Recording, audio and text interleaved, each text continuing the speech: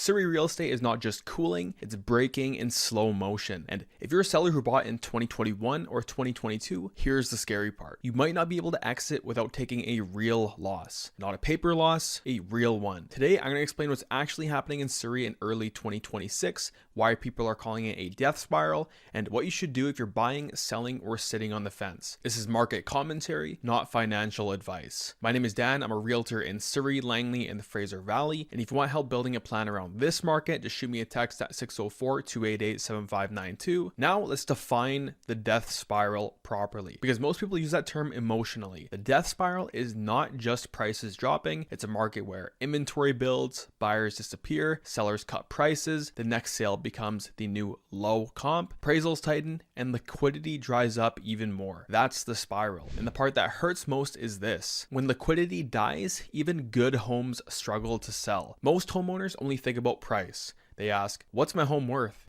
Wrong question in 2026. The right question is, how many qualified buyers exist for my home price today? Because if that number is small, you're not in a normal market, you're in a liquidity desert. And in that situation, your competition isn't the neighbor listing for fun. Competition is a seller who has to sell. That seller sets the new floor. And this is where the data matters. In January 2026, Fraser Valley Real Estate Board recorded 619 sales. The exact same time, listings jumped massively from December into January. That combination matters because it tells you the market is not absorbing supply, it's stacking supply. And when supply stacks while sales are low, you don't get a gentle cool down, you get a grinding market where sellers fight each other for the same small pool of buyers. Let's talk about the core driver. Surrey got expensive really fast during 2021 and 2022. Back then, people weren't buying based on price. They were buying based on monthly payment. Low rates made insane prices feel normal. So people stretched, investors piled in, families upgraded, and a lot of buyers accepted terms they would never accept today. Now rates changed,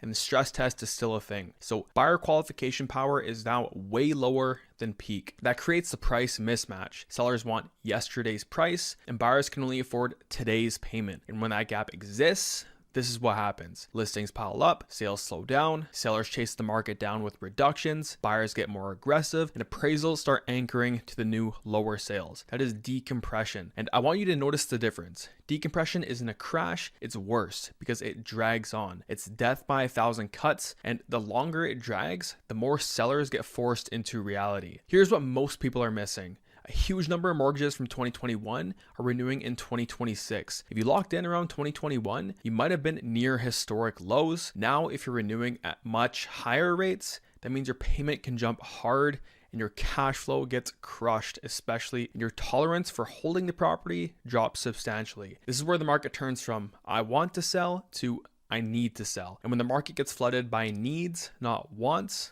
prices do not hold, because forced sellers compete on price, not pride. And here's the brutal truth. Most people can survive a price drop, but they can't survive a price drop plus higher carrying costs plus time, because time is expensive. Every extra month you hold, you pay mortgage, property taxes, insurance, utilities, maintenance. And if you already feel tight, that extra time becomes pressure. And pressure creates bad decisions, price cuts, desperation, capitulation. That's the engine behind the spiral. When people hear losing everything, they think foreclosure only, but the real loss often happens way before that. Here's the mechanism. You buy at peak with 10% down, values fall 10% or more, your equity gets wiped out, then you add realtor fees, legal fees, moving costs, and sometimes an appraisal problem. Now the seller is not walking away with money. They might be bringing cash just to close the sale. And that's what losing everything feels like. Not because the house is worthless, but because their down payment and years of payments didn't create any usable equity. It got eaten up by the market drop and the transaction costs. And this is why I've been seeing sellers get very angry, because they don't just feel like they lost money, they feel like they lost time. They spent years paying for something believing they were building wealth, and now they're realizing that they were just paying to hold risk. Detached is where the biggest dollar pain shows up, because a 7% or a 10% move on a detached home is not small. That can be 6 figures. And the detached market also suffers from the worst liquidity at the higher price brackets. If you're selling above what the average family can qualify for, your buyer pool shrinks dramatically. So what happens?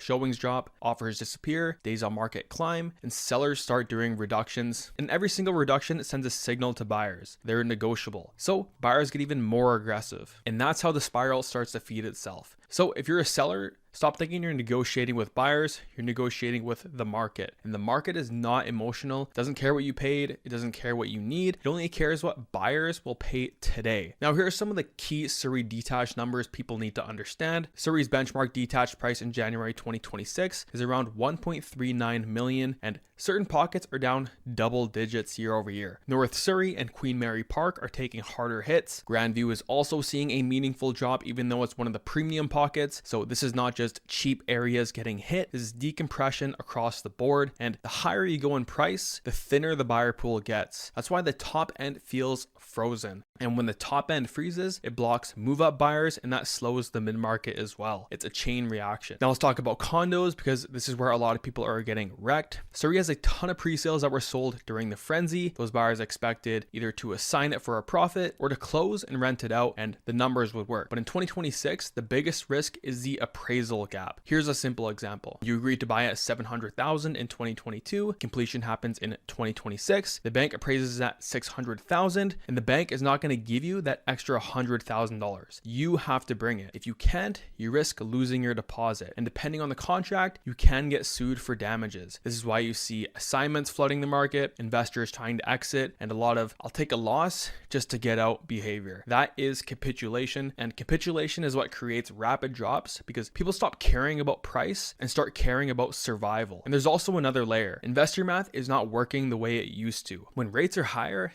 cash flow gets worse. And if rents soften even a little bit, a lot of investors realize they're paying to hold a depreciating asset. So they try to exit. And when thousands of people try to exit the same product at the same time, you get oversupply. And oversupply kills pricing. That's why condo markets can move fast on the way down. Townhomes usually do a little bit better because they are end user housing. Families need space. Condos feel tight. Detached is too expensive. So townhomes become the pressure zone. But even townhomes are struggling when payments are high and buyers are cautious. In 2026, the pattern looks like this. The best pocket, best layout, best condition, priced right, will sell. Average product with average pricing sits. Overpriced or weird product gets crushed. And if you're selling a townhome, your success is not about the market overall. It's about whether your specific listing is a yes compared to the 10 other options that buyers are touring this week. And you need to understand something. Buyers are not just comparing your home to other homes. They're comparing your home to the monthly payment. And they're comparing that payment to renting. And if renting for a year feels safer for that individual, the buyer is going to wait. This is the big change. In 2021 and 2022, buyers had FOMO. They were scared to miss out. And in 2026, buyers have fear of overpaying. They're not asking,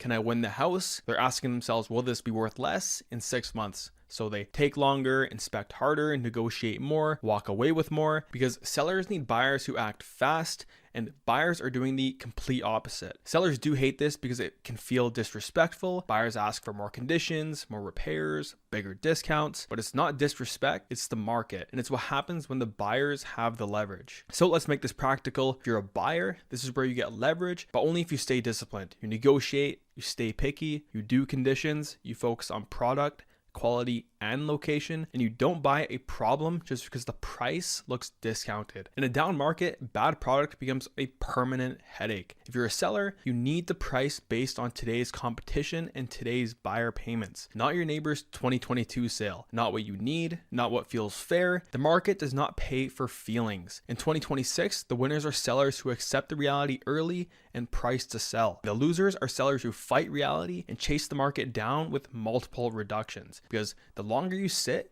the more you look desperate. And in a liquidity market, perception matters. Buyers smell blood and they will wait you out. If you want a breakdown of your exact Surrey neighborhood and property type, just shoot me a text at 604-288-7592. And when you text me, make it easy. Tell me 3 things. First, what you're dealing with, condo, townhouse, or detached. Second, what area, Guildford, Fleetwood, Clayton, Surrey Central, North Surrey, South Surrey, Newton, Whalley, whatever it is. And third, your situation. Are you buying, selling, renewing soon, or just trying to time the market? Because generic advice is pretty much useless in 2026. One pocket is getting smoked while another pocket is stable. One building's a bloodbath while another building still sells if it's priced right. So if you want the real answer and you need a real plan based on your exact product and your exact timeline, and if you're watching this thinking, Dan, again, are we at the bottom? That's the wrong obsession. The right obsession is, how do I make a decision that still makes sense if the market is flat or down for the next 12 months? That's how you win in this cycle. So again, just shoot me a text at 604-288-7592 and I'll help you map it out. And comment Surrey and tell me what you are, buyer, seller, or investor, and I'll do a follow-up video for your exact situation. Thanks for watching, and I'll see you in the next one.